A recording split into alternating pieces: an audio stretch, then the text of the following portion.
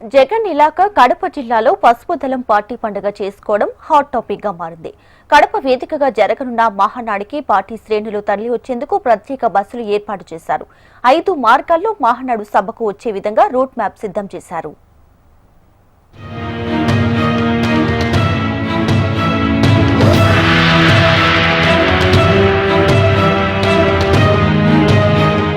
Telugu Desam party మహానాడుకు ఏపీతో పాటు తెలంగాణ ప్రాంతం నుంచి పార్టీ శ్రేణులు తరలివచ్చేందుకు Pulivendula road, Tadipatri, Kamalapuram, Siddhavatam, Badvel road, CK Dinne, Rajampet road, Mydukur, Kurnool మార్గాలలో వాహనాలు వచ్చేలా ప్లాన్ చేశారు.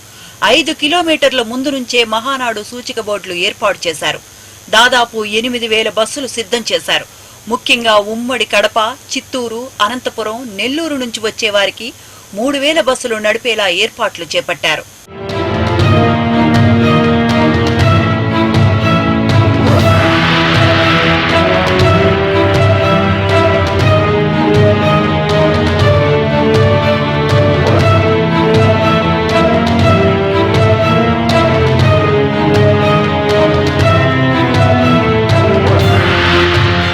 మహానాడు నిర్వహణ సందర్భంగా భారీ బందోబస్తు చర్యలు చేపట్టారు.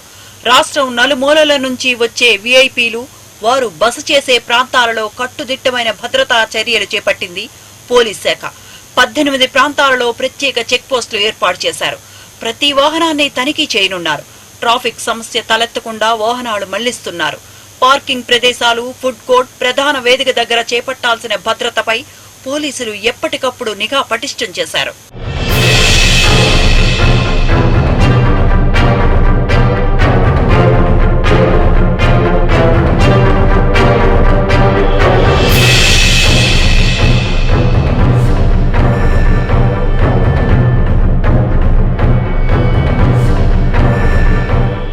తెలుగుదేశం పార్టీ ఈ మహానాడును ఎంతో ప్రతిష్టాత్మకంగా తీసుకుంది.